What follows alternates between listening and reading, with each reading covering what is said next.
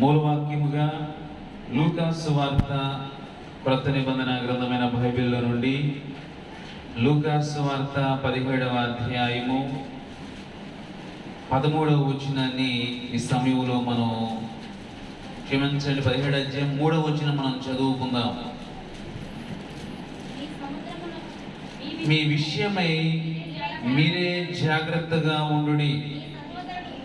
మీ సహోదరులు తప్పిదము చేసిన ఎడల అతని గద్దించుము. అతడు మారు మనసు పొందిన ఎడల అతన్ని క్షమించుము. చిన్న ప్రార్థన. దేవుడి మాటలు దీవించునుగాక. ఆమేన్. దయగలిగిన మా తండ్రి, మీ నామానికి లెక్కలేనన్ని వందనాలు, స్తోత్రాలు, స్తుతులు చెల్లిస్తూ ఉన్నాం. మీ అపారమైన ప్రేమను, మీ దయను, మీ వాత్సల్యాన్ని ఎంతవరకు మాతో మీరు ఉంచి నడిపించినందుకై స్తుతిస్తూ ఉన్నాం ప్రభు. దేవా, నిలవబడిన ఎందుకు పనికిరాని వాడిన విరుద్ధులను వాక్యం మీది ప్రభు. మీ వాక్యము ద్వారా మా అందరితో మాట్లాడి అయ్యా మమ్మల్ని దిద్ది మీ రాజ్యంకై సిద్ధపరచండి. అభ్యంతరాల ఆటంకాలు తొలగించి మీరే మహిమ తెచ్చుకొనమని యేసయ్య నామములోనే వేడి ప్రార్థించుచున్నాం పరమ తండ్రి. ఆమేన్. ప్రభు నామానికి మహిమ కలుగును గాక. చేరికుడి వచ్చిన మీ అందరికీ కూడా ప్రభు యేసుక్రీస్తు వారి యొక్క పరిశుద్ధమైన నామములో అందరికీ శుభవందనాలు తెలియపరుస్తూ ఉన్నాం. ప్రియమైన వాళ్ళరా, దేవుని యొక్క వాక్యాన్ని మనం చాలా జాగ్రత్తగా పరిశీలన చేయవలసిన వారమై ఉన్నాం. గత 2 వారాలుగా జాగ్రత్త కలిగి ఉండండి అనే విషయాలను మనం ధ్యానం చేసుకుంటూ ఉన్నాం. అయితే మనం ఎంతవరకు జాగ్రత్తగా ఉంటున్నాం అనేటువంటిది మన జీవితాల్లో ఎప్పటికప్పుడే చెక్ చేసుకుంటూ ఉండాలి. ప్రియమైన దేవుని బిడ్డలారా, ఎవరి జాగ్రత్తలో వారే ఉండాలి. ఎవరి కుటుంబ జాగ్రత్తలో వారే ఉండాలి. ఎవరి వ్యక్తిగత జాగ్రత్తలో వారే ఉండాలి. ఒకరి జాగ్రత్తని మరొకరు చేయలేరు. కాబట్టి మనందరినీ జాగ్రత్త చేయగలిగిన దేవుని సందులో మనం ఎప్పటికప్పుడే కనిపెట్టుకుంటూ మన జీవితాలని బలపరుచుకుంటూ మనం ముందుకు వెళ్ళాల్సిన బాధ్యతలు మనపై ఉన్నాయనే సత్యాన్ని వాక్యం మనందరికీ తేటగా తెలియపరుస్తూ ఉంది. యేసు ప్రభు ఇక్కడ తేటగా తెలియపరుస్తున్న విషయాలను ఇక్కడ లేఖనంలో మనం చూస్తున్నాం. ఈ 17వ అధ్యాయము ఈ 3వ వచనంలో మనం పరిశీలన చేసినట్లయితే ఏమని చదివి ఉన్నామంటే, మీ విషయమై మీరే జాగ్రత్తగా ఉండుడి. నీ సహోదరుడు తప్పిదం చేసిన ఎడల అతని గద్దించుము. అతను మారు మనసు పొందిన ఎడల అతని క్షమించు అనే విషయాలని లేఖనంలో మనం చూస్తున్నాం. ఎందుకు జాగ్రత్త పడాలి, దేని విషయంలో మనం జాగ్రత్త కావాలి మనకి అనే విషయాలని మనం జాగ్రత్తగా పరిశీలన చేసుకోవాల్సిన అవసరత మనకు ఉంది. ప్రియమైన దేవుని బిడ్డలారా, మన ఆధ్యాత్మిక జీవితంలో అన్ని విషయాల్లో జాగ్రత్త తెలుసు కదా అనే విధానంతో మనం ఎక్కడా కూడా ఉండకూడదు. ఎందుకంటే ఆధ్యాత్మిక జీవిత విషయంలో సాతానుడు ఎన్నో రకాలుగా అజాగ్రత్తగా మన జీవితాలని బలహీనపరిచి ఆధ్యాత్మిక జీవితంలో మనం కనిపించకుండా ఆధ్యాత్మికంగా ఆరంభించబడిన కొనసాగుతున్న మన జీవితాన్ని పరిపూర్ణంగా శరీరానుసారంగా మార్చగలిగిన విపత్తులను, వలలను, ఉరులను, ఒడ్డులను సాతానుడు ఎన్నో పన్నుతూ ఉన్న దినాల్లో మనందరం కూడా ఉన్నాం. కాబట్టి మన ఆధ్యాత్మిక జీవిత విషయంలో ప్రియమైన దేవుని బిడ్డలారా, మనం జాగ్రత్తగా లేకపోతే మనం ఆధ్యాత్మికతను కోల్పోయి శరీరులుగా మార్చబడడానికి ఎన్నో పరిస్థితులు కనిపిస్తావని. కనుక మన జీవితాల్లో ప్రియమైన దేవుని బిడ్డలారా, ముందుకు జాగ్రత్తగా వెళ్ళాలి. ఎక్కడా కూడా మన ఆధ్యాత్మిక జీవితం పాడు కాకుండా, భ్రష్టు పట్టకుండా, బలహీనం కాకోకుండా, దిగజారిపోకుండా ప్రియమైన దేవుని బిడ్డలారా, మన ఆధ్యాత్మిక జీవితాన్ని మనమే ఎప్పటికప్పుడే కాపాడుకునే వ్యక్తిత్వంలో మనం నడిపించబడాలనే సత్యాన్ని లేఖనం గుర్తు చేస్తూ ఉంది. ఇక్కడ వాక్యం మనం చదివి ఉన్నాం. సహోదరుల తప్పు విషయాలలో, వారి మారు మనసు విషయాల గురించి వాక్యం చెప్తే, వారి తప్పుల గురించి చెప్తూ ఉంది, వారి మారు మనసు విషయాల గురించి చెప్తూ ఉంది. ప్రియమైన దేవుని బిడ్డ, ఈ రెండింటికి చాలా వ్యత్యాసం ఉంది. ఏంటి? తప్పు అనే విషయానికి, మారు మనసు అనే విషయానికి చాలా వ్యత్యాసం ఉంది. ఏంటి వ్యత్యాసం అంటే ప్రియమైన దేవుని బిడ్డలారా, నరకానికి పరలోకానికి ఉన్నంత వ్యత్యాసం ఉంది. తప్పు కనిపిస్తూ ఉంది, మారు మనసు కనిపిస్తూ ఉంది. తప్పును బట్టి నరకపాత్రం అవుతున్నాం, మారు మనసు విషయంలోనేమో పరలోక జీవితానికి దగ్గర అవడానికి చాలా అవకాశాలు కనిపిస్తూ ఉన్నాయి. ఈ రెండింటి గురించి మనకు నిజంగా అర్థమైతే ప్రియమైన దేవుని బిడ్డలారా, తప్పకుండా మనము ఆ రెండు విషయాలు ఏం చెప్తుందో ప్రియమైన వాక్యం మనం చూసాం కదా. 3వ వచనం చదివి ఉన్నాం కదా, మీ సహోదరుడు తప్పిదం చేసిన అతన్ని గద్దించండి, అతను మారు మనసు పొందితే మాత్రం అతన్ని క్షమించండి అనే విషయాల్ని మనం చూసాం. అంటే గద్దించడము, క్షమించడం అనే రెండు విషయాలు కనిపిస్తావు. అంటే నరకము, పరలోకం అనే రెండు విషయాలకి ముందు తప్పు, మారు మనసు అనేది మనం చూస్తున్నాం. ఏంటి? తప్పు అనేది, మారు మనసు అనే రెండు విషయాలు మనకి ఏం గుర్తు చేస్తాయి అంటే, నరకం ఉంది, పరలోకం ఉంది అనే విషయం గుర్తు చేస్తామని. ఈ నరకము, పరలోకం అనే విషయాలు ఏం తెలియపరుస్తుంది అంటే, మన జీవితంలో ఆధ్యాత్మిక ఏం నేర్చుకొని చెప్తుంది అంటే, ప్రియమైన దేవుని బిడ్డలారా, గద్దింపుతో, క్షమించుకునే పరిస్థితులతో మన జీవితాన్ని అర్థం చేసుకుని ముందుకు వెళితే, ప్రియమైన దేవుని బిడ్డలారా, మన జీవిత అనుభవాలు పరలోకానికి సమీపం అవుతాయి అనే సత్యాన్ని వాక్యం మనకు గుర్తు చేస్తూ ఉంది. ఈ రెండు మన జీవితాల్లో అనుసరిస్తాం చాలా పర్యాయాలు. గద్దించినట్టుగా ఉంటే మన అనుభవాలు, అలాగే ప్రియమైన దేవుని బిడ్డ క్షమించినట్టుగా మన జీవిత అనుభవాలు కనిపిస్తూ ఉంటాయి. కానీ వీటిని అనుసరణలో మాత్రము కలిగి ఎవరైతే ఉంటారో, అనుసరించే వ్యక్తిత్వాన్ని ఎవరైతే దాన్ని కొనసాగిస్తారో ప్రియమైన దేవుని బిడ్డలారా, వారు నరకము, పరలోకం అనే విషయాలు తారతమ్యాలు గ్రహిస్తారు. దానికి దీనికి వ్యత్యాసం ఏంటో గ్రహిస్తారు. ఆ దాని విషయంలో, దీని విషయంలో నా జీవితం ఏంటనే పరిస్థితిని అప్పటికప్పుడే పరిశీలన చేసుకుంటారు. పరలోకం యొక్క అనుభవం ఏంటి, నరకం యొక్క అనుభవం ఏంటి, నరకంలో ఎవరుంటారు, పరలోక సంబంధ జీవితంలో ఎవరుంటారు, ఇప్పుడు నేను పరసంబంధమైన జీవితం జీవించాలంటే నేను ఎలా ఉండాలి, తప్పులో ఉంటే నేను పరలోకం వెళ్తానా, మార్పులోకి వస్తే నా జీవితము ప్రియమైన దేవుని బిడ్డలారా పరలోకంలో ఉంటుందనే సత్యాన్ని ప్రతి దినము కూడా మనం పరిశీలన చేసుకుంటూ ఉండాలి. మన జీవిత అనుభవాలు మనం నేర్చుకోవాల్సింది ప్రియమైన దేవుని బిడ్డలారా. ఏమని చెప్తుందంటే, తప్పులో ఉంటే గద్దించాలి, మార్పులోకి వస్తే మన జీవితంలో మనం క్షమించాలి. స్త్రీలేమి, పురుషులేమి, సంఘములో ఉన్న దేవుని పిల్లలు అందరూ కూడా వాక్యాన్ని గమనించాలి, అర్థం చేసుకోవాలి. ఒకవేళ మన ఎడల ఎవరైనా తప్పిదం చేశారు, పొరపాటు చేశారు, మనం ఏం చేయాలి? గద్దించాలి. తప్పు తెలుసుకున్నాడు, మారు మనసు పొందాడు, ఏం చేయాలి? మనం క్షమించాలి అనే సత్యాన్ని వాక్యం మనకు గుర్తు చేస్తా ఉంది. ప్రియమైన దేవుని బిడ్డలారా, దేవుని యొక్క సన్నిధిలో నేర్చుకునే, దేవుని సన్నిధిలో గడిపే, దేవుని సన్నిధికి వస్తూ వెళ్ళే మన జీవితాల్లో ఈ రెండింటి యొక్క విధానాల్ని మన జీవితంలో పాటించాలి, అర్థం చేసుకోవాలి, అనుసరించాలి. ప్రియమైన దేవుని బిడ్డలారా, క్షమా హృదయము, గద్దించే జీవితము, ఈ రెండు మనకు అవసరం. గద్దించాలి తప్పిదములో ఉన్నప్పుడు, మార్పు చెందే క్షమించే అనుభవంలో ఎవరైతే ఉంటారో, కుటుంబమే కానీ, సంఘమే కానీ, వ్యక్తిగత జీవితంలోనే కానీ, ప్రియమైన దేవుని బిడ్డలారా ఆధ్యాత్మిక జీవితంలోనే కానీ, ఈ రెండు కూడా చాలా అవసరం మా వ్యక్తిగత జీవితాల్లో. అది ఉన్నప్పుడు తప్పనిసరిగా మనం నరక మార్గంలో ఉంటే గద్దించినప్పుడు తనకు ఆలోచన కలిగితే వెంటనే గద్దింపులు వింటే ఆ నరక మార్గంలో ఉండి బయటకు రావడానికి, ఆలోచించడానికి అవకాశాలు ఉన్నాయి.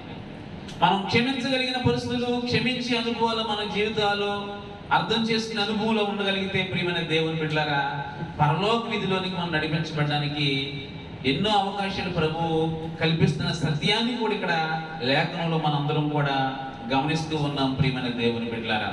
ఎందుకంటే యేసుక్రీస్తు రెండింటి విషయాల్లో ఒక మాదిరికరం వ్యక్తిగా మనకు కనిపిస్తాడు. ఈ భూమి మీద ఉన్న వ్యక్తుల యొక్క జీవితాలు ఇలాంటి మాదిరి మనం చూడలేకపోవచ్చేమో, గైకొనలేకపోవచ్చేమో, కానీ ప్రభువుని ఎరిగిన మన జీవితాల్లో ప్రభువును చూసి ఆయన యొక్క మాదిరి నాడు మన అందరం కూడా తెలుసుకుని మనం ముందుకు వెళితే మనం ఎన్నో పాఠాలు ఆధ్యాత్మిక జీవితంలో నేర్చుకుంటాం. ప్రభు ఏం చేశాడు? ఎందుకంటే ఒక్కొక్క సమయంలో మనుషులు చూస్తే ఆ పాఠాలు మనకు రావు. మనుషులు చూసినప్పుడు ఆ పాఠాలు మనం నేర్చుకోలేము. కానీ యేసు ప్రభువును చూస్తే ఈ రెండు పాఠాలని ప్రియమైన దేవుని బిడ్డలారా ఒక మాదిరికరణ పరిస్థితుల్లో ప్రభు మనకి నేర్పించగలుగుతాడనే సత్యాన్ని లేఖనంలో మనం చూస్తా ఉన్నాం. ఎందుకంటే నరకానికి వెళ్ళిపోతారు కాబట్టి ఈ యొక్క పరిస్థితులు లేకపోతే ఏ అనుభవాలు క్షమించే లేదా గద్దించే రెండు విషయాలు మనకు కావాలి. ఈ రెండు కావాలి. గద్దించాలంట, గద్దించడం వెళ్ళిపోతే ఏం చేయాలి? ప్రభువుకి అప్పగించాలి. మన మీద చేయగలమా? చాలా మంది సొంతం మనం ఏదో చేస్తాం, లేదా కొడదామనో తిడదామనో ఏదో చేద్దామని ఏమవుతుందని బట్టి శిక్షకు పాత్రలు అవుతాం. లోకంలో చూసినప్పుడు కూడా గద్దించాలి కాదు అని అనుకుంటే అతను ఒకవేళ మనం గొడవైంది, ఫ్రెండ్స్లోనే గొడవైంది, లేదా సమాజంలో గొడవైంది, గద్దించి వదిలేస్తే పెద్దలతో చెప్పి వదిలేయాలి. మనమే ఏదైనా చేసేవాళ్ళకి ఏమవుద్ది అంటే ఏమవుద్ది? కేసులు దాకా వెళ్తాయి, గొడవల్లోకి వెళ్తాయి, తలనొప్పులు వస్తాయి. అదే గద్దించి వదిలేయాలి. లైన్ అవ్వలేదు, మారు మనసు పొందితే పర్లేదు. గద్దింపుని బట్టి అది లేనప్పుడు ప్రియమైన దేవుని బిడ్డలారా శిక్షలోనికి మనం వెళ్తాము, నరక సంబంధ పరిస్థితులకు మనం వెళతామనే విషయాన్ని వాక్యం మనందరికీ గుర్తు చేస్తూ ఉంది. ఎందుకంటే మన జీవితాల్లో మనం ఎవరిని కూడా మార్చలేము. మనం చేయాల్సిన ప్రభు రెండే విషయం చెప్పాడు: గద్దించుము, క్షమించుము. ఈ రెండే విషయం ప్రభు మనకు నేర్పిస్తున్నాడు. తప్పిదం ఉన్నప్పుడు గద్దించండి, మార్పు చెందితే క్షమించండి అనే రెండు విషయాలను ప్రభు మనకు నేర్పిస్తూ ఉండగా ప్రియమైన దేవుని బిడ్డలారా ఈనాడు మన గద్దింపు, క్షమింపు దైవ సంబంధంగా అది ఆధ్యాత్మిక జీవితంలో కనిపిస్తుందా లేదా అనేటువంటిది మనం ప్రభు దగ్గర మనందరం కూడా నేర్చుకోవాలి. ప్రియమైన దేవుని బిడ్డలారా గద్దింపు, క్షమింపు ఈ రెండు కూడా ఆధ్యాత్మిక కోణంలో మనలో కనిపించాలి. శారీరక కోణంలో, శారీరక విధులు మనలో కనిపిస్తే ఎన్నో అనర్థాలకు దారి తీయడానికి చాలా అవకాశాలు ఉన్నాయి. కాబట్టి యేసు ప్రభు మాదిరిని, యేసు ప్రభువును పోలి ఆయన వాక్యాన్ని అనుసరించి మన జీవితాలు కొనసాగిస్తే మన జీవితానికి ఎంతైనా మేలనే విషయాన్ని వాక్యం తెలియజేస్తుంది. ప్రతి వ్యక్తి జీవితంలో ఏంటి ప్రభు చెప్పాడు, ముందే చెప్పాడు, మీ విషయమై మీరే జాగ్రత్తలు అని చెప్పాడంటే మీ విషయంలో, మీ వ్యక్తిగత జీవితంలో ఈ రెండు కూడా మీకు అవసరం. ఏంటి అంటే గద్దింపు అవసరము, క్షమింపు కూడా అవసరము. ఈ రెండు జాగ్రత్తగా కొనసాగితే మీ విషయం మీరు జాగ్రత్తగా ఉన్నట్టే. ఈ రెండు విషయాల్లో మీరు సరైన అవగాహన లేకపోతే మాత్రం ప్రియమైన దేవుని బిడ్డలారా ఏం జరుగుతుంది?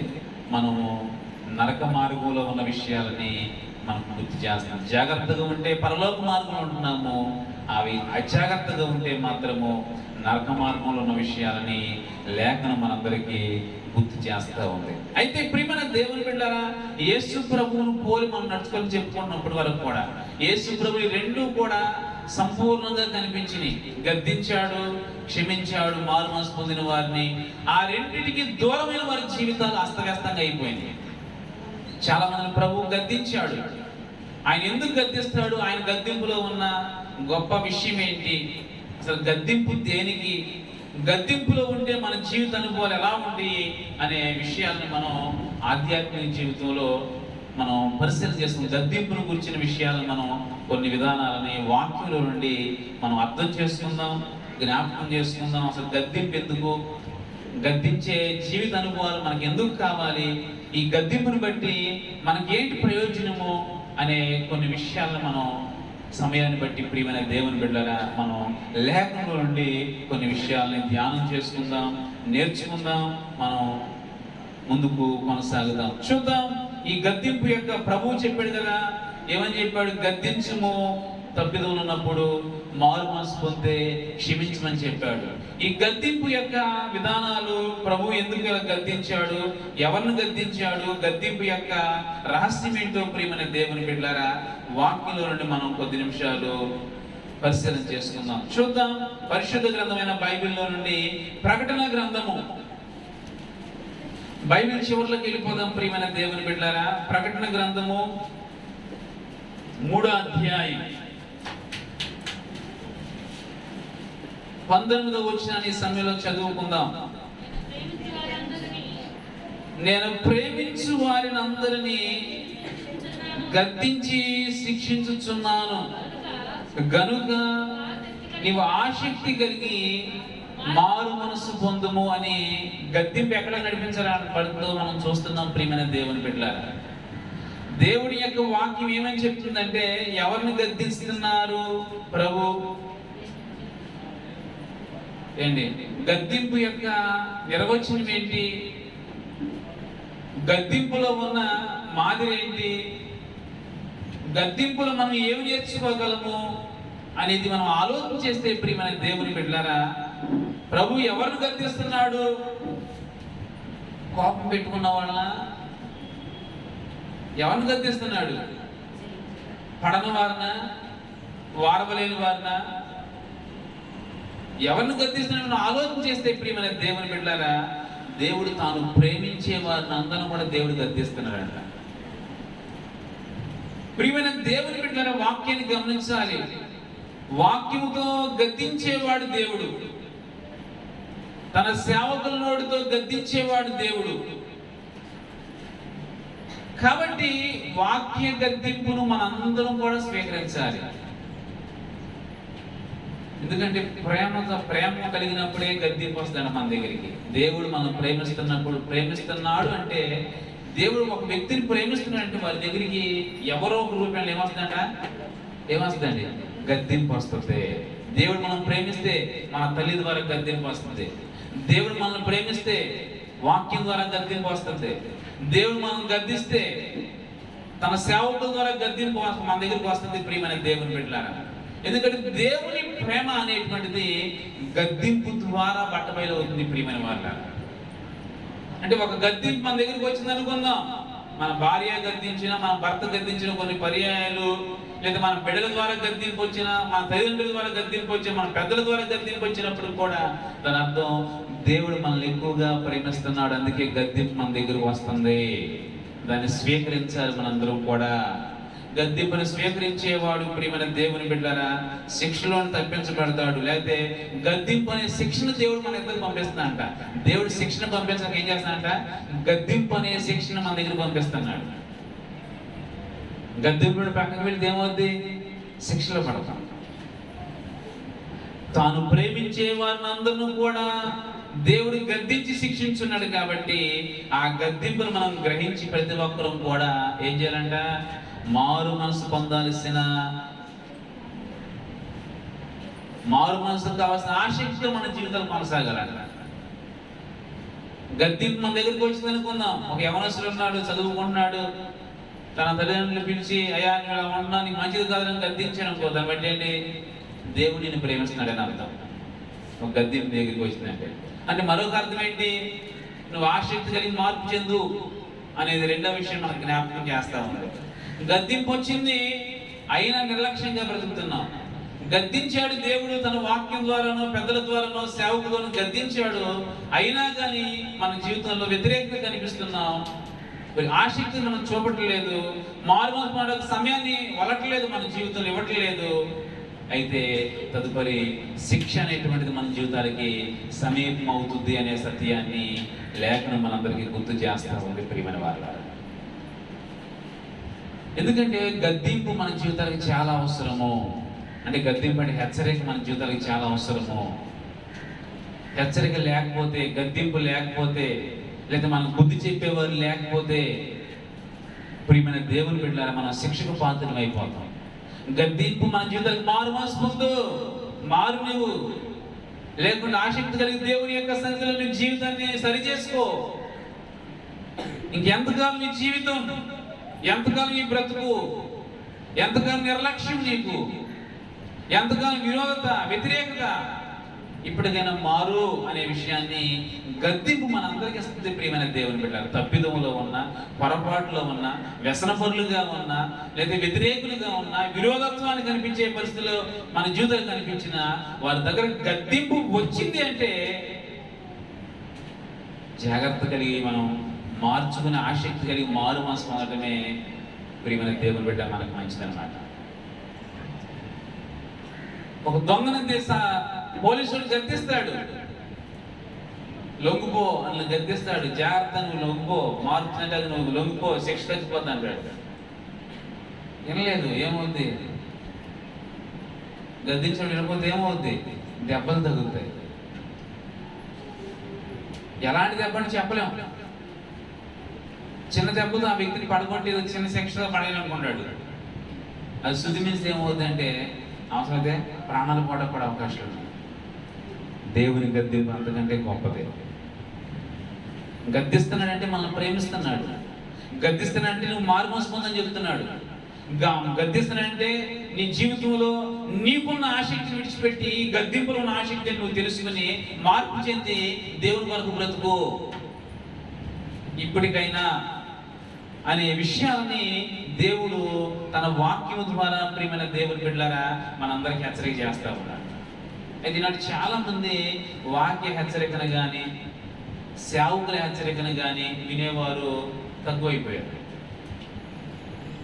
చాలా ఎవరా అంటే దేవుని విషయాలు తెలియని వారా, దేవుని గురించి తెలియని వారా, దేవుని ప్రేమ తెలియని కాదు.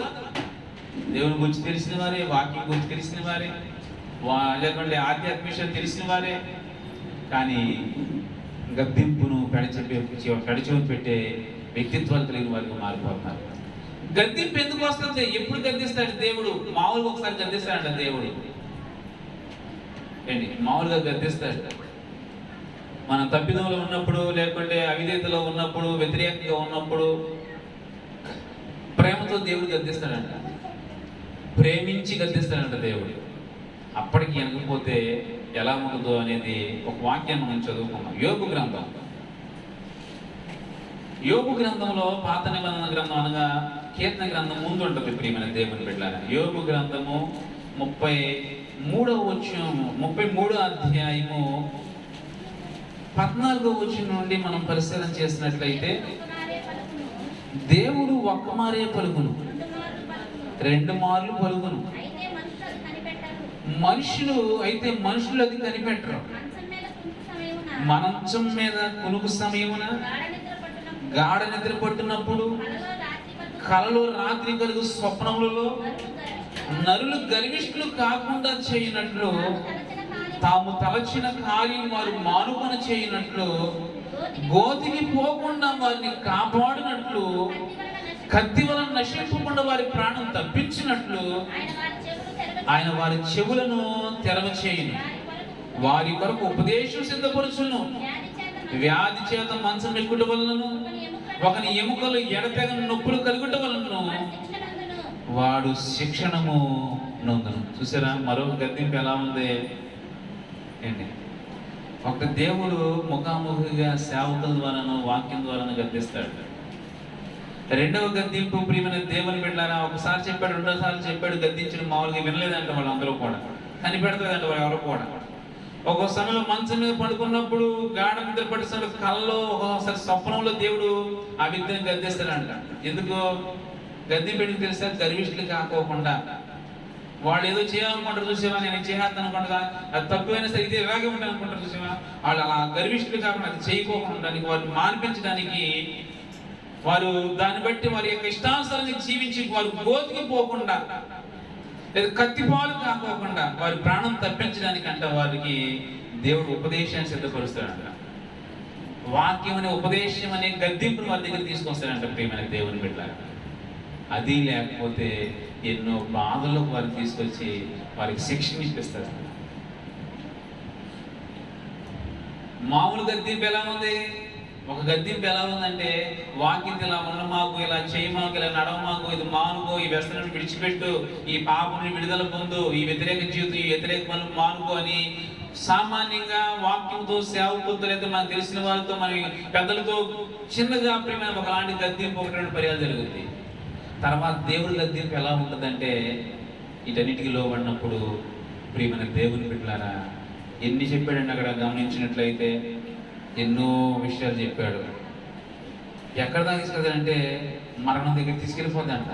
రెండవసారి అనగా నెక్స్ట్ గద్దింపు. సేవకుల ద్వారా వినలేదు, వాక్యంతో వినలేదు, పెద్దల ద్వారా వినలేదు, మనవారి ద్వారా వినలేదు అనుకుందాం, మనం ఎవరైనా సరే. తదుపరి దేవుడే డైరెక్ట్గా ప్రియమైన దేవుని బిడ్డలారా గద్దించడానికి ఎదురవుతాడు. ఉదాహరణ చెప్తాను ప్రియమైన అంక అర్థం అవడానికి.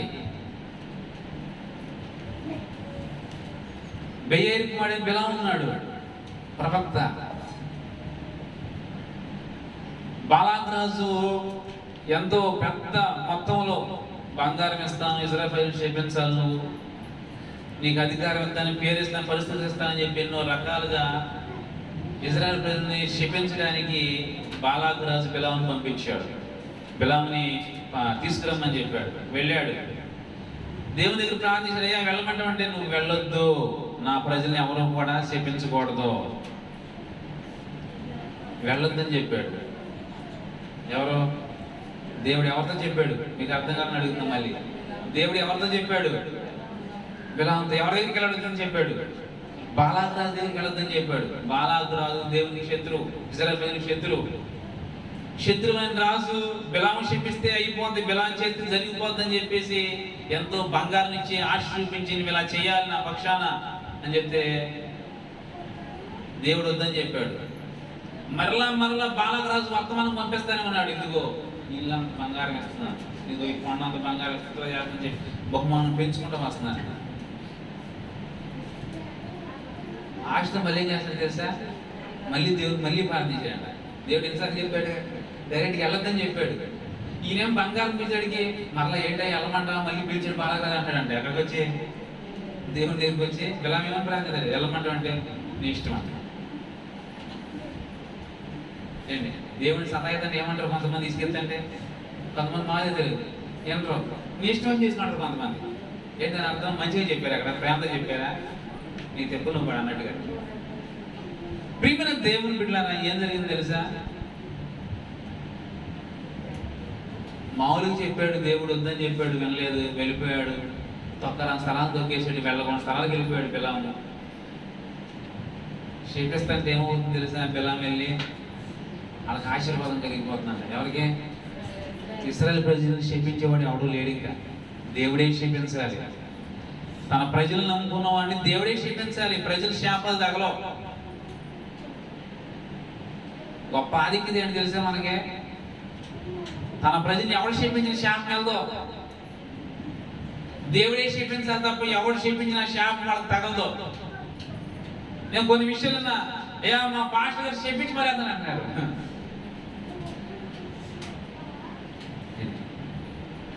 శాపాలనేటువంటివి అంటే వాక్యం వ్యతిరేకంగా తగులుతుంది తప్పు, కానీ వాక్యానుసారంగా బతికే వాళ్ళకి శాపాలు కూడా తగలవు. పాస్టర్ గారు శపించిన తగలవు.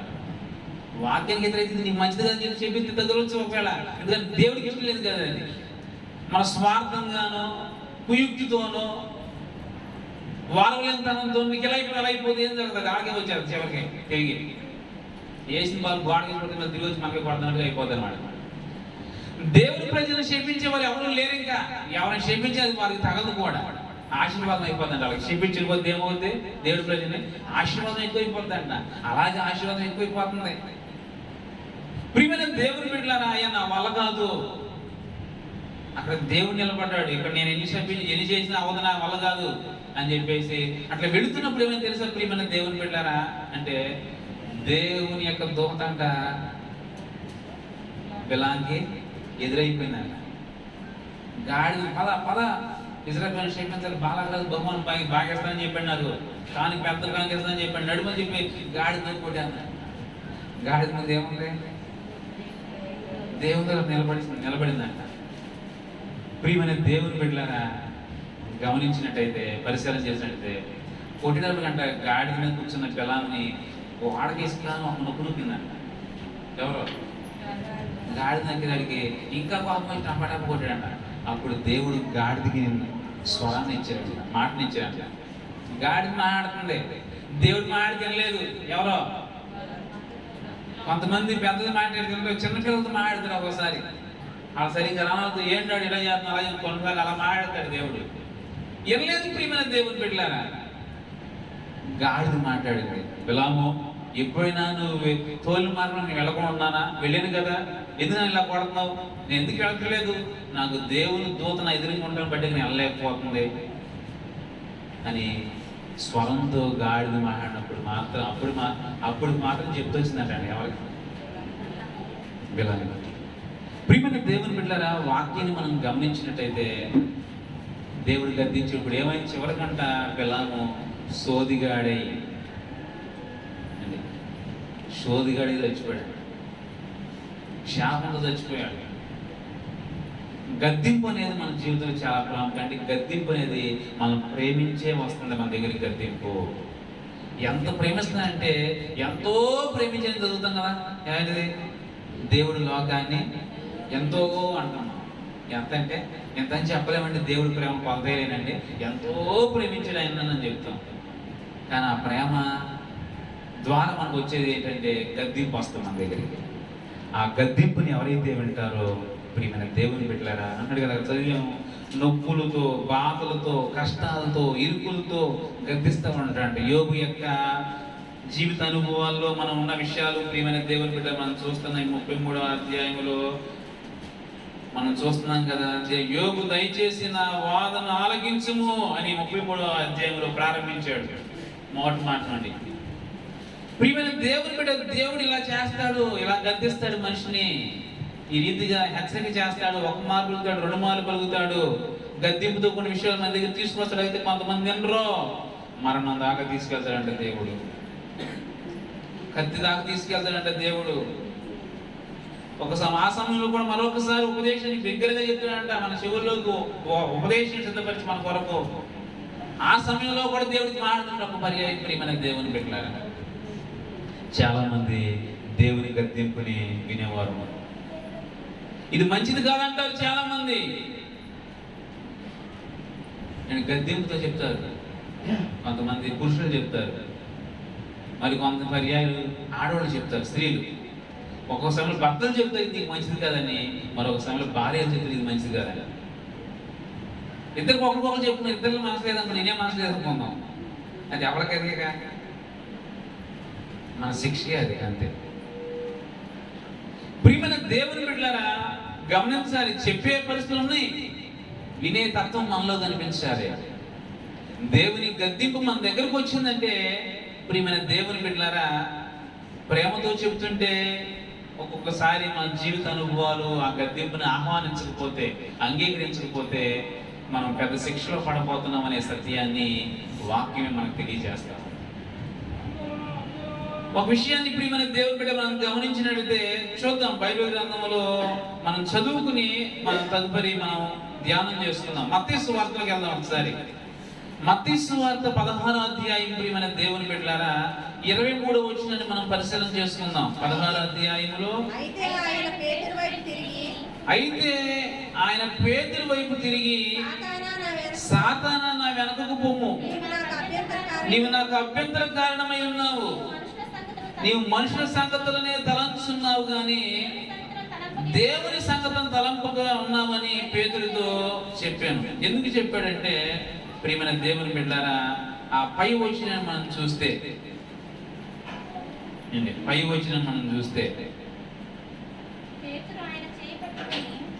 పేతురు ఆయన చేయి పట్టుకుని ప్రభువా అది నీకు దూరమగును గాక, అది నీకెన్నడూ కలుగుదని ఎవరిని గద్దించారు? ఎవరెవరిని గద్దించారు? పేతురు యేసుని గద్దించాడు. ఎందుకు గద్దించాడు? ఆ గద్దింపు మంచిదేనా? దేవుడు గద్దించే అంత గొప్పవడం మనం? దేవుడు గద్దించే అంత గొప్పవడమా? వాక్యాన్ని వ్యతిరేకించే అంత గొప్పవడం మనం కానే కాదు కదా.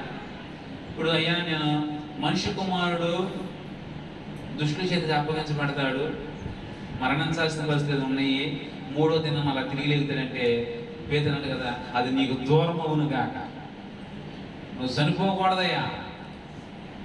ప్రభు ఎందుకు వచ్చాడు తెలుసా మనకి? ఎందుకు వచ్చాడు ఈ భూమి మీదకి? నేను ఎందుకు వచ్చాడు ప్రభు ఈ భూమి మీదకి? మన పాపను విడిపించడానికి. విడిపించబడంటే ఏం కావాలి? ఆల్రెడీ మనం పాపులను అయిపోయాం.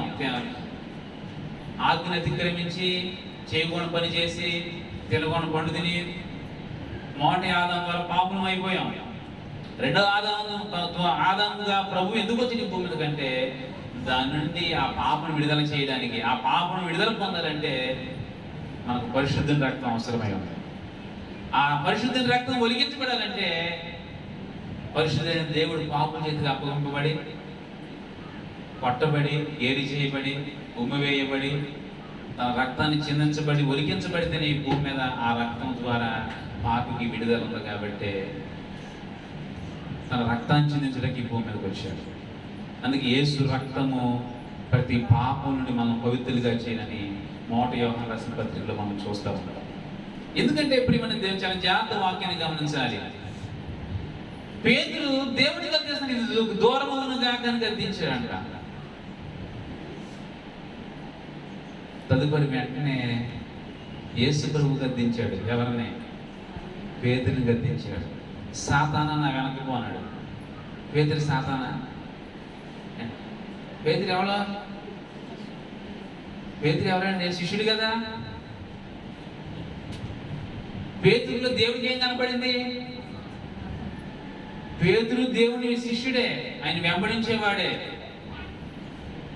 పేతురు దేవుని దగ్గర తప్పులు తెలుసుకుని సరి చేసుకుని ప్రభుని పాపిని గ్రహించి ప్రభు కొరకు బ్రతుకుతున్నవాడే. కానీ పేతురులో ఏం ప్రవేశించింది తెలుసా? సాతాను ప్రవేశించింది. సాతాను ప్రవేశించింది కాబట్టి దేవుని గద్దించాడంట, ఇది నీకు దూరం ఉంది కాక. ప్రభు ఏమనుకోనని నా శిష్యుడే చెప్తున్నాడు నాకు, అయ్యో నేను తప్పులో ఉన్నాను అన్నట్టుగా గుర్తు చేయాలని అనుకున్నాడు. వెంటనే ప్రభువు చూసినప్పుడు ఏమైందంటే పేతురులో సాతాను కనిపించింది. చాలా మంది జీవితాల్లో సాతాను ప్రవేశిస్తుంది. ఎవరిలో ప్రవేశించింది సాతాను? పేతురులో ప్రవేశించింది. మళ్ళీ ఎవరిలో ప్రవేశించింది సాతాను? ఇస్కరియోతు జీవితంలో ప్రవేశించింది. ఎవరిలో? అందరూ యేసు ప్రభు వెనకాలే కొనసాగుతున్న వ్యక్తులు. సాతాను మనుషుల హృదయంలో ప్రవేశిస్తాడు, పనికిరాని గద్దింపులు చేస్తున్నాడు. కొన్ని పర్యాయాలు పనికొచ్చే గద్దింపులు ఇచ్చేవాడు యేసు ప్రభు మనందరికీ. ఆయన గద్దింపు మన పనికొచ్చేది, ఆయన గద్దింపు మన జీవితాన్ని బాగు చేసేది, ఆయన గద్దింపు మన జీవితాన్ని దిద్దేది, ఆయన గద్దింపు మన జీవితాన్ని పరలోక రాజ్యం వరకు నడిపించదనే సత్యాన్ని మనందరం కూడా గమనించాలి. ఎందుకంటే ఎందుకు గద్దిస్తాడు ప్రభు తెలుసా? ఇక్కడ చెప్తుంది కదా, మనుషుల సంగతుల్లో ఉండిపోయిన ప్రతి ఒక్కరిని దేవుడు గద్దిస్తాడంట. దేవుని సంగతులు ఉంటారంటాడు. అంటే దేవుడు ఒక వ్యక్తిని గద్దిస్తున్నాడు అంటే ఆ వ్యక్తి ఎలా ఉన్నాడంటే మనిషి స్వభావం ఉన్నాడంట, ఆత్మ స్వభావం లేదు, దైవ స్వభావాలకు రావట్లేదంట. మనుషుల సంగతుల్లోనే ఉన్నాడు కాబట్టి దేవుని గద్దింపు వారి దగ్గరికి వస్తుంది. దేవుని సంగతులు ఈనాడు చాలా మంది ప్రార్థనకి వెళ్ళే వాళ్ళు చాలా మంది ఉన్నారు, కానీ దేవుని సంగతులతో జీవించేవారు మాత్రం లేరు. ప్రార్థనకి వెళ్ళే వాళ్ళు ఉన్నారు, ప్రార్థన చేసేవాళ్ళు కూడా ఉన్నారు, బైబిల్ చేత పట్టుకునే వారు ఉన్నారు, కానీ దేవుని సంగతులతో బ్రతికేవారు మాత్రం ఇది నాలో కనిపించట్లేదు. అందుకే దేవుడు తన బిడ్డలనేమి తన పిల్లలనేమి విశ్వాసజితులను ప్రతి ఒక్కరిని దేవుడు తన వాక్యం ద్వారా సేవకుల ద్వారా సన్నిధిలో మనం జీవించినప్పుడు ఒక్కోసారి దర్శనం ద్వారా గద్దిస్తున్నాడు. అంటే దాని అర్థం ప్రియమైన దేవుని బిడ్డలారా ఏమి అంటే మనందరం మనుషుల సంగతుల్లో ఉండిపోయాం, శరీర సంగతుల్లో ఉండిపోయాం, శరీర విధానాల్లో ఉండిపోయాం, శరీర ఆశల్లో ఉండిపోయాం, శరీర ఏచ్ఛల్లో ఉండిపోయాం. కాబట్టి శరీర స్వభావం ఉన్న వారి ప్రతి వారి దగ్గరికి ఏమొస్తుందంటే దేవుని గద్దింపు వస్తుంది. నువ్వు మనుషుల సంగతులనే తలస్తున్నావు కానీ, నువ్వు మనుషుల మాటలే వింటున్నావు కానీ, మనుషుల ఉద్దేశంతో నువ్వు బ్రతుకుతున్నావు కానీ వాక్యం నీకు అర్థం కావట్లేదు. మనిషికి వానికి మనసు నీకు ఎందుకు అర్థం కావట్లేదు? దేవుని ప్రేమను ఎందుకు అర్థం చేసుకోలేకపోతున్నావు? దేవుని వాక్యం నీకు ఎందుకు, నీ తలక ఎందుకు ఆలోచించట్లేదు? లోపల అన్ని విషయాలు ఆలోచన చేయగలుగుతున్నావు కదా, దేవుని మనసు ఎందుకు నీకు అర్థం ఆలోచించలేకపోతున్నావు? దేవుని సంగతులు ఎందుకు ఎరగలేకపోతున్నావు అనే విషయాలని ప్రియమైన దేవుని బిడ్డలారా యేసు ప్రభు పేతురుతో తేటగా మాట్లాడిన విషయాలని లేఖనంలో మనం చూస్తూ ఉంటాం. కొందరి జీవితాలు ఎన్ని చెప్పండి అలానే ఉంటారు, అది మనకు మంచిది కాదు. శరీర తలంపులతో మన జీవితాలు ఉన్నంతకాలం ప్రియమైన దేవుని బిడ్డలారా ఆత్మీయమైన తలంపులు మనలోకి రాలేవు. శారీరక జీవితం మనలో ఉన్నంత వరకు కూడా, శరీర సంగతితో మనం బ్రతికినంత వరకు కూడా ఆత్మీయ సంగతి మనకు అర్థం కావు.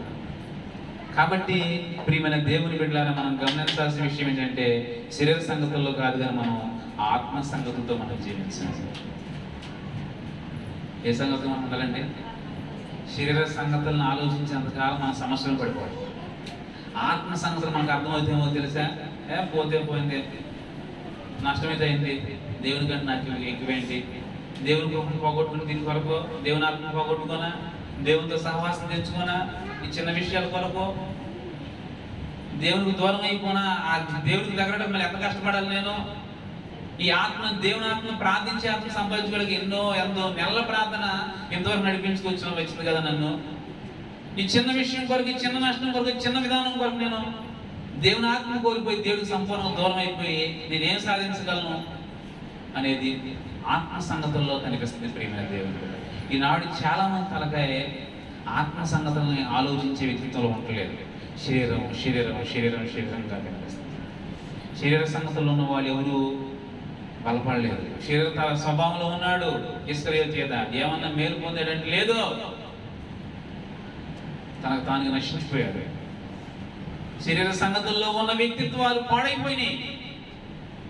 ఆత్మ సంగతుల్లో ఉన్న వారి జీవితంలో వాక్య గద్దెంపు అర్థమవుతుంది, వాక్య విధానాలు అర్థమవుతాయి, వాళ్ళ జీవిత విధానాలు మార్చుకోవడానికి అవకాశాలు ఉంటాయి. ప్రియమైన దేవుని బిడ్డలారా, కాబట్టి మనం ఎలా ఉన్నాం ఒకసారి పరిశీలన చేసుకోవాల్సిన. ఏ సంగతుల్లో నీవు ఉన్నావు?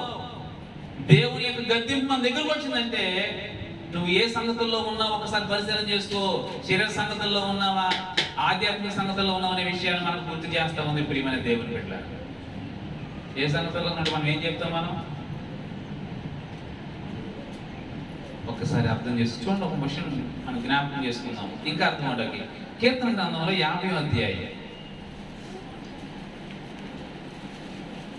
కీర్తన గ్రంథం 50వ అధ్యాయము 21వ వచనం చూద్దామా?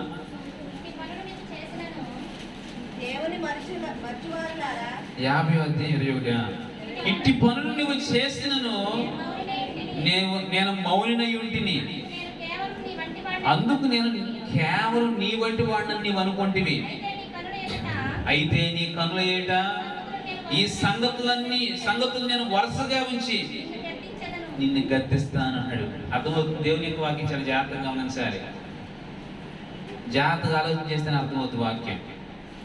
21 వచనం, మనం ఎన్నో దేవునికి వ్యతిరేకమైన పనులు చేస్తూ ఉన్నామంట, వ్యతిరేకంగా ప్రవర్తిస్తున్నాం, గద్దెంపు ఇన్ని చెప్పినా అర్థం కావట్లేదు, అర్థం చేసుకోలేకపోతున్నాం. ఇన్ని చేస్తున్నాను అనుకుంటా, నేను మౌనంగా ఉండటం బట్టి నీకేం అర్థం అవుతుంది? నువ్వు ఇన్ని సంగతులు చేస్తా, ఇన్ని తప్పులు చేస్తా, ఇన్ని పొరపాట్లు చేస్తా, ఇంత విరోధమైన బ్రతుకుతున్నా, ఇన్నిసార్లు గద్దించిన లోపడకపోతున్నా, ఏం జరగట్లేదు, నాకేం కావట్లేదు అనుకున్నా. నేను చాలా మంది అదే బాండ్లో నాకు తెలుసా, ఏం అవ్వట్లేదు కదా అంటున్నాడు.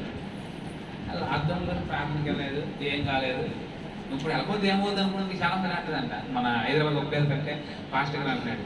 మా ఊళ్ళకి ఎలా ఉన్నారంటే అప్పుడే ఏం కాదు, ఇప్పుడు ఏమవుతుంది, అందరం మామూలుగా ఏమవుదు అనుకుని చాలా మంది ప్రార్థన దూరం అవుతారు. అన్ని దగ్గరగా ఉంటున్నారు, షాపింగ్ అన్ని చేస్తున్నారు కానీ ప్రార్థనకు మాత్రం దూరం ఉంటున్నారంట. అదేమంటే పరిస్థితులు బాగుండలేదు అంటారు.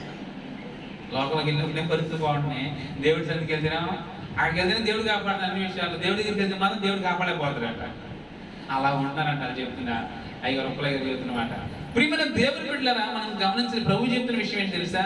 ఇన్ని వ్యతిరేక పనులు చేస్తా నేను మౌనంగా ఉన్నాను కదా, అందుకు నేను కేవలం నువ్వేమనుకున్నావు అంటే నన్ను కూడా ఏ లెక్కలేసే నువ్వు కూడా నాలాంటి దేవుడు కూడా అనుకుంటున్నా అంట.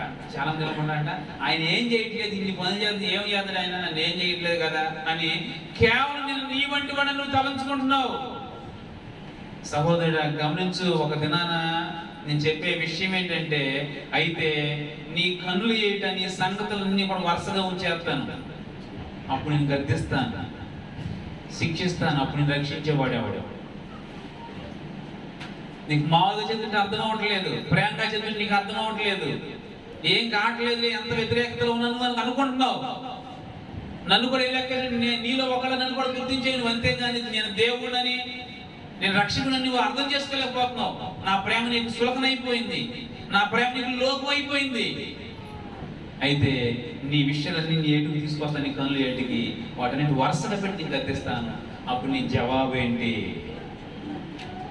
నీ సంగతి ఏమవుతుంది? అప్పుడు నీ సంగతులన్నీ వరుసగా పెట్టి నీకు గద్దిస్తాను. దేవుడు మౌనంగా ఉన్నాడంటే అదేం చాలా మందికి అర్థం కావట్లేదు. మౌనం ఉన్నాడు, ఏం చేయట్లేదని వారి ఇష్టానుసారం వారు బ్రతికేస్తున్నారు, జీవిస్తున్నారు. జాగ్రత్త, నీ విషయమై నీవు జాగ్రత్తగా ఉండాలి. దేవుని గద్దింపు నీకు అర్థం కావట్లేదు. దేవుని క్షమాపణ నీవు అర్థం చేసుకోలేకపోతున్నావు. ఎందుకు దేవుడు నన్ను గద్దిస్తున్నాడు? దేవుని గద్దింపు ఎందుకు నా దగ్గరకు వచ్చిందని ప్రేమించడానికి బట్టే కదా. నేను మనుషుల సంగతిలో ఉండడం బట్టే కదా దేవుడి గద్దింపు నా దగ్గరకు వచ్చింది. ఇంకెంతకాలం ఒక మనుషుల గద్దింపులను జీవించాలి? మనిషి సంగతిలో ఎంతకాలం ఉండాలి? నేను ఆత్మసంగ యొక్క సంగతి ఎందుకు తలంచలేకపోతున్నాను? ఎంతకాలం ప్రభుని నాలో ఒకటిగా ఎంచుకొని నేను ఆయన దేవుడిని నేను ఎప్పుడు గుర్తించాలి? వాక్యం ఎప్పుడు అర్థం చేసుకోవాలనే విధానాలు నాటి చాలా మందికి ప్రియమైన దేవుని బిడ్డలారా అర్థం కాని పరిస్థితిలోనే ఉన్న సత్యాన్ని లేఖనం అందరికి గుర్తు చేస్తాం. కాబట్టి ఈ ఉదయకాల సమయం మనం గమనించాలి. దేవుని గద్దింపు అనేది నీవు మనుషుల సంగతుల్లో ఉన్నప్పుడల్లా, మనిషి విధానాల్లో బ్రతికినంత సమయం, శరీర విధానంతో బ్రతుకుతున్నప్పుడల్లా వాక్యం నిన్ను గద్దిస్తానే ఉంటుంది. వాక్యం నిన్ను ప్రేరేపిస్తూ గద్దిస్తూనే ఉంటుంది. దేవుడిని ప్రేమించినప్పుడల్లా, తన ప్రేమ నీళ్ళు కనపరచాలనుకున్నప్పుడల్లా కూడా ఆ గద్దింపు నీ దగ్గరికి వస్తానే ఉంటుంది. ఇది మంచిది కాదు, ఇది చేయమాక అంటుంది. అయితే మనిషికి ఏమర్థం అవుతుందంటే దేవుడు కూడా నాలాంటి ఆయన ఏం చేయలేకపోతుంది అనుకుంటున్నాను చాలా. ఒక దినం ముందు మన సంగతులన్నీ దేవుడు మన దగ్గర తీసుకొచ్చాడు వరుసగా. ఒకదానికే జవాబు చెప్పలేం. మన సంగతులన్నీ మన ఇంటికి తీసుకొచ్చి ఏం సమాధానం చెప్తాం?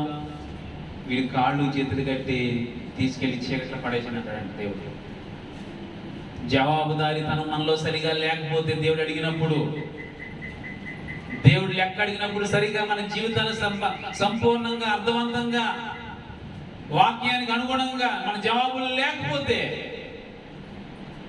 జాగ్రత్త అనే విషయాల్ని వాక్యం మనందరికి తెలియజేస్తా ఉన్నాం. ప్రియమైన దేవుని బిడ్డ, దేవుని కొరకు మనం చక్కగా జీవిస్తేనట మన జీవితాల్లో దేవుడే మన పక్షాన ఉండేటట. చూడండి, వాక్యం చూద్దాం. అంటే ఇంకా అర్థం అవడానికి 2 విషయాలు మీకు ఒక పాయింట్ మనం ముగించుకుందాం, నా సమయం సాలదు కాబట్టి. ఆదికాండము 31వ అధ్యాయం. ప్రియమైన దేవుని బిడ్డలారా, ఆదికాండం 31వ అధ్యాయం 42వ వచనం మనం పరిశీలన చేసినట్లయితే, నా తండ్రి దేవుడు, అబ్రహాము దేవుడు, ఇస్సాకు భయపడిన దేవుడు నాకు తోడై ఉండని ఎడల నిశ్చయంగా నీవు నన్ను వట్టి చేతులతోనే పంపివేసిందువు. దేవుడు నా ప్రయాసమును, నా చేతుల కష్టమును చూచి పోయిన రాత్రి నిన్ను గద్దించిన నీ లాభంతో చెప్పాను. చాలా జాగ్రత్తగా అర్థం చేసుకోరు వాక్యాన్ని.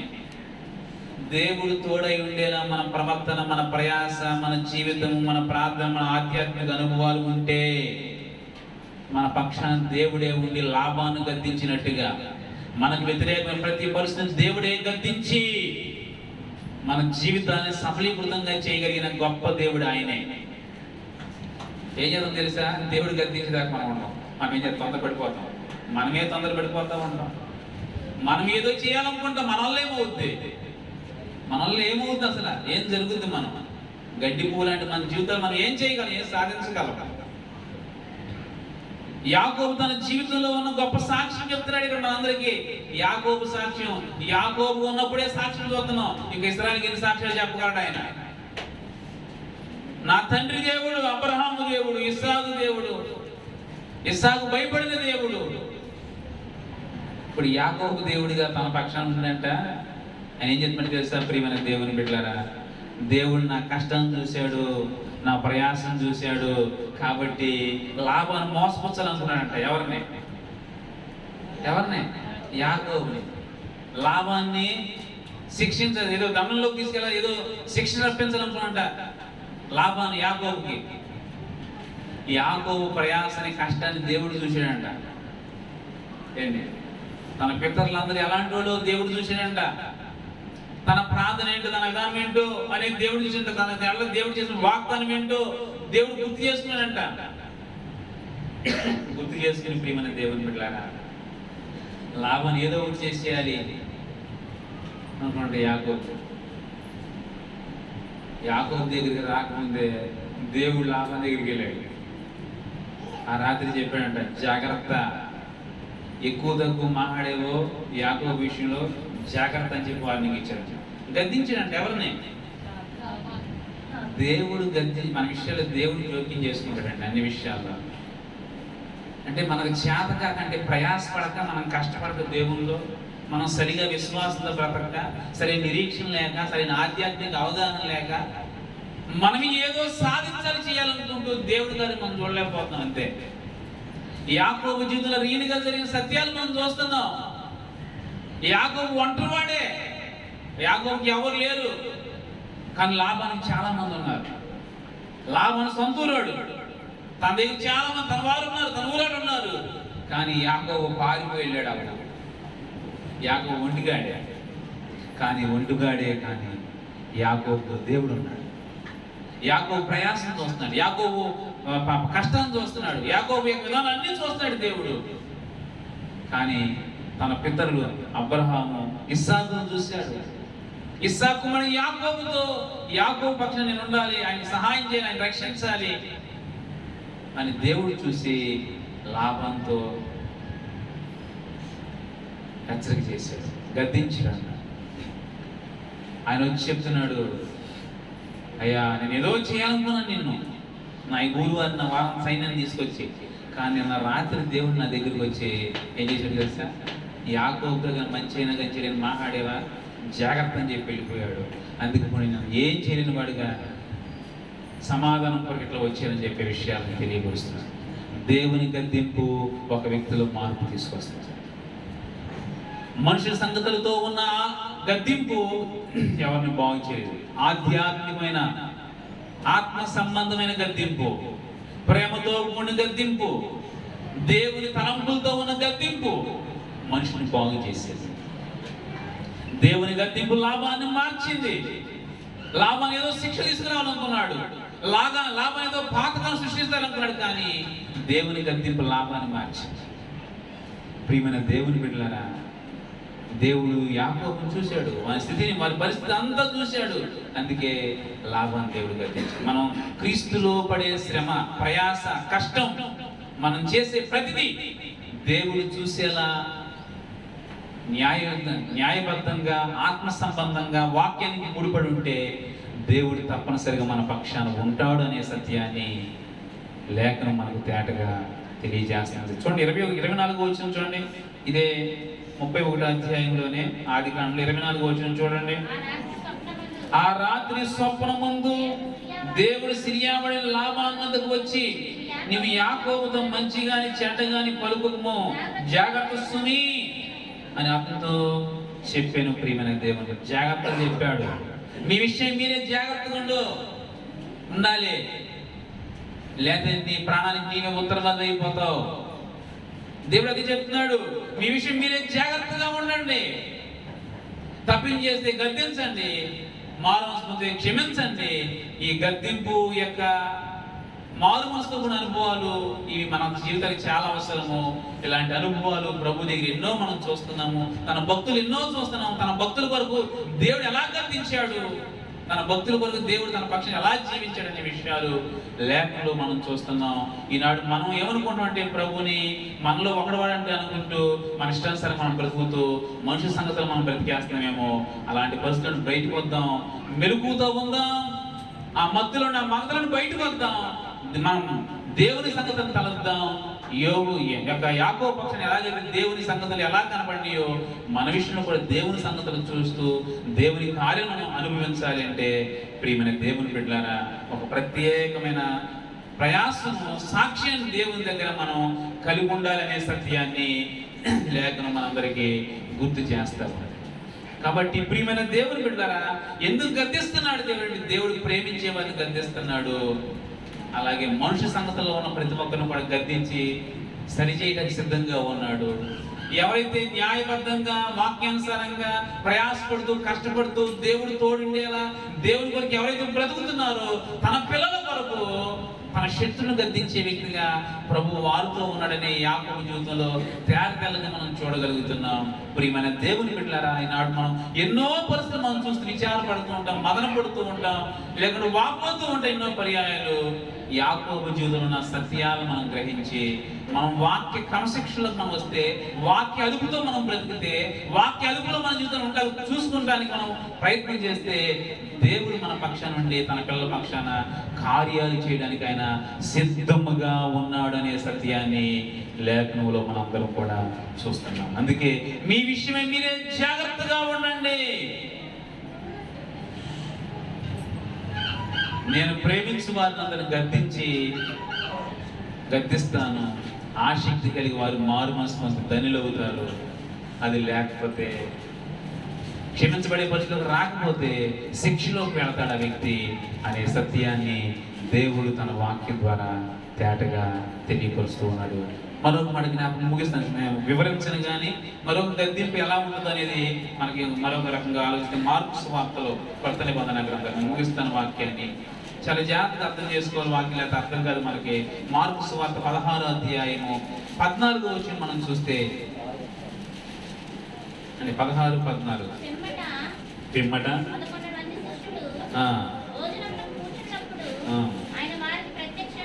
ప్రత్యక్షమై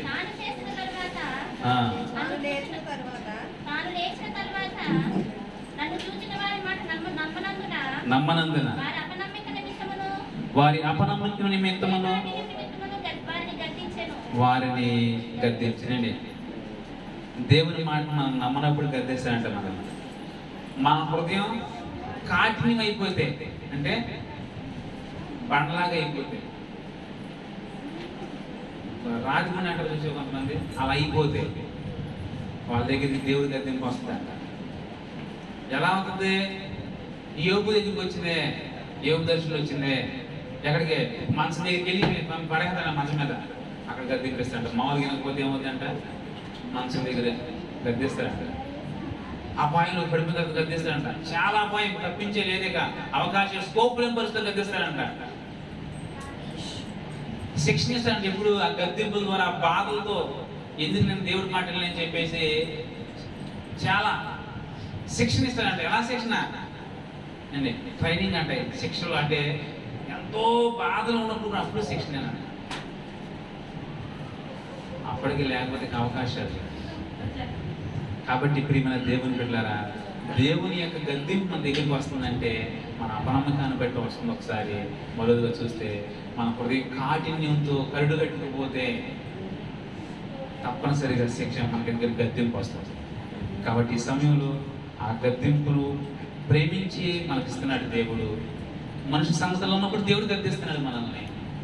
తన ప్రజలు న్యాయంగా, కష్టంతో, ప్రయాసతో, వాక్యానుసారంగా దేవుడితో ఉండాలి బ్రతికినప్పుడు దేవుడే తన ప్రజల పక్షాన ఇతరులకు గద్దింపిస్తున్నాడు. మన అవిశ్వాసంలో వెళ్ళిపోయినప్పుడు, అపనమ్మకం అయిపోయినప్పుడు దేవుడు మన దగ్గర గద్దింపిస్తున్నాడు. నువ్వు నమ్మకంగా బ్రతుకు, విశ్వాసంగా బ్రతుకు, ఎందుకు మూర్ఖత్వంలోకి వెళ్తున్నావు, కఠినత్వంలోకి వెళ్తున్నావు, కాటికి ఎందుకు వస్తుంది లోకి అనే రీతిగా మనకి దేవుడు గద్దింపిస్తున్నాడు. మనం ఎలా ఉన్నాం ఒకసారి దేవుడు గద్దింపిస్తుంటే మనం ప్రేమించేస్తున్నాడు. కాబట్టి ఈ సమయంలో మనం ఎలా ఉన్నామో మీరు విషయమై మీరే జాగ్రత్తగా ఉన్న వాక్యం చెప్తుంది కనుక మనం ఎలాంటి జాగ్రత్తగా ఉంటున్నామా, మన యొక్క నమ్మకత్వ విషయంలో జాగ్రత్తగా ఉంటున్నామా, కాటికి ఎలా ఉందో అని పరిశీలన చేసుకునే విషయంలో జాగ్రత్తగా ఉంటున్నామా, నన్ను ప్రేమిస్తున్న కాబట్టి గద్దిస్తానని చెప్పి తెలుసుకుని జాగ్రత్తగా ఉంటున్నామా, నేను మనుషుల సంగతుల్లో ఉంటున్నాను, దేవుని సంగతులు మర్చిపోయానని చెప్పి జాగ్రత్తగా ఉంటున్నాను, మనం ఎలా ఉంటున్నాం ఒకసారి పరిశీలన చేసుకుంటూ ప్రార్థన చేసుకుందాం. దేవుడి కొద్ది మాటలని మన వినికిడిలో దీవించి ఆశీర్వదించునుగాక. ఆమేన్. అందరం మోకరించుదామా? చిన్న ప్రార్థన. ప్రభువా, నన్ను క్షమించండి. ప్రేమించే వారిని అందరం గద్దించే దేవుడు అయ్యా నీవు. అయినా కానీ నువ్వు గద్దిస్తున్నా నేను ఆసక్తి కలిగి మారు మనసు మాత్రం పోవట్లేదు అయ్యా. నేను ఏ చేయాలన్నా అదే చేస్తున్నాను, అంతే. నేను ఎలా ఉంటున్నాను అలాగే ఉంటున్నాను. మరి చివరికి ఏమనుకుంటున్నా అంటే, ప్రభువా నువ్వు కూడా అలాంటి వాడివి, నువ్వు కూడా ఏం చేయలేకపోతున్నావు అనుకుంటున్నానయ్యా. ఒక దినాన నా సంగతులను నా దగ్గరికి తీసుకొచ్చి వరుసగా నా ముందు పెట్టి వాటిని గద్దించే దేవుడు నేను తెలుసుకోలేకపోతున్నాను. ప్రభు నన్ను క్షమించి. ఎంత అవివేకంలోకి వెళ్ళిపోయినాయా నేను అయ్యా, ఎంత మూర్ఖత్వంలోకి వెళ్ళిపోయినాయా నేను అయ్యా, నన్ను క్షమించండి. ఎంత గద్దించిన, ఎన్నిసార్లు గద్దించిన లోబడలేకపోతున్నాను. అలాంటి వ్యక్తి కీడులో పడిపోతామని చెప్పారయ్యా. అయ్యా, కీడుకు దగ్గరగా ఉన్నాను, కీడుకు అల్లంత సమీపంలోనే ఉన్నాను. నన్ను క్షమించండి ప్రభు. అయ్యా, నన్ను దర్శించండి ప్రభు అని వేడుకున్నాను. క్షమాపణ పోతే చిన్న ప్రార్థన చేద్దాం. ప్రేరేపించిన ఒక చిన్న ప్రార్థన చేద్దాం.